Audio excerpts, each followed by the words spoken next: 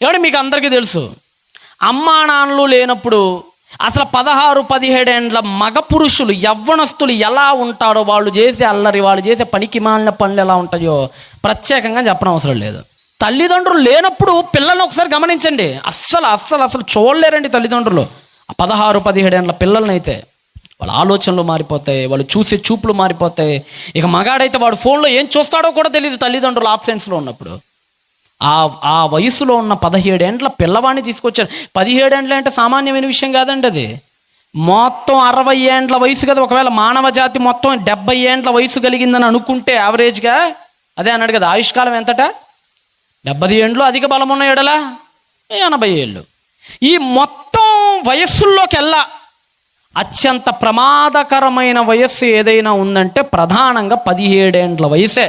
Teenage అంటారు కదా దీన్ని. ముఖ్యంగా ఈ టీనేజ్ వయసు చాలా ప్రమాదం, చాలా ప్రధానమైంది కూడా.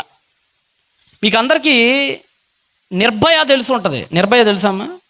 అప్పుడు చంపేశారు కదా.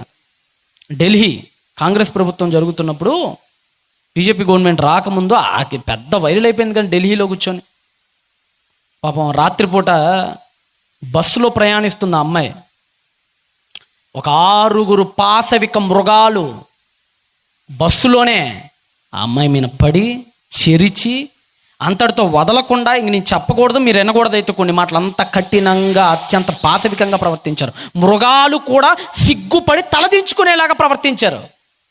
అంటే అంత క్రూరత్వం సింహంలో కూడా చూడం మనం, అంత క్రూరత్వం పెద్ద పులిలో కూడా కనపడదు మనకి వేటాడేటప్పుడు. అంతటి నీచంగా వేటాడారు పాపం అమ్మాయిని. అమ్మాయి చెప్తుందండి పాపం, అమ్మాయి ఏడుస్తూ వాంగ్మూలం ఇచ్చింది. చివరికి అమ్మాయి చచ్చిపోయింది కూడా, మీకు అందరికీ తెలుసు. వాంగ్మూలం ఇచ్చింది.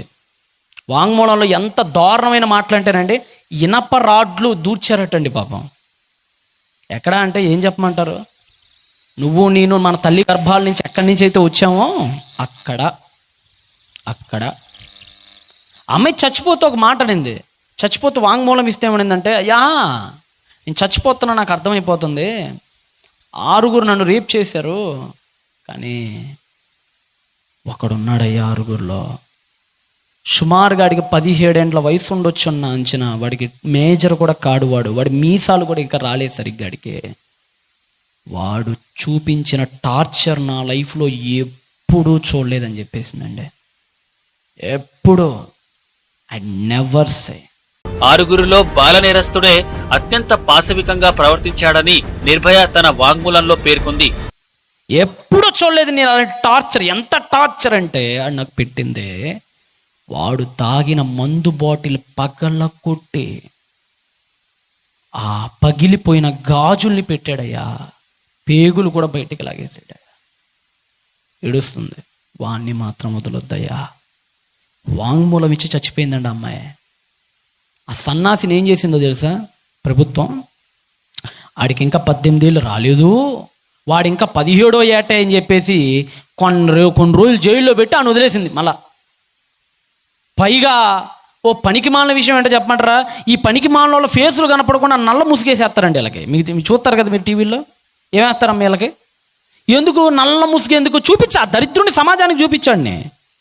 చూపిస్తే ఆడు రేపు పొద్దున ఇట్టంటోడు ఎవరైనా కంటపడితే దూరం జరుగుతారు కదా. ఎందుకు చూపించారంటే చూపించరు. ఓ లాజిక్ ఒకటి ఏడిసిద్ది మళ్ళీ మనకు. ఆ లాజిక్ ఏంటంటే, రేపు పొద్దున ఈడు గనక బహుశా మారి మళ్ళా జనాల్లో కలిసిపోతే ఈడి మీద డిస్క్రిమినేషన్ ఉంటుంది కదా, తోటకూర కట్టేం కాదు, ఈడు మారతాడట, మళ్ళా ఈడు మారట సాధుజీవై మనలోకి వచ్చినప్పుడట ఈయన అంటరాని వాడిగా చూడకూడదట, అందుకని వాడి ముఖం కనపడకుండా పైన ముసుగేస్తారట.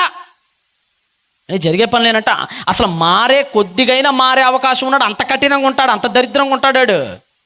అంటే ఎంత భయంకరమైన వయస్సో చూడండి ఆ వయస్సు, ఎంత క్రూరంగా ఆలోచించే వయస్సో చూడండి ఆ వయస్సు.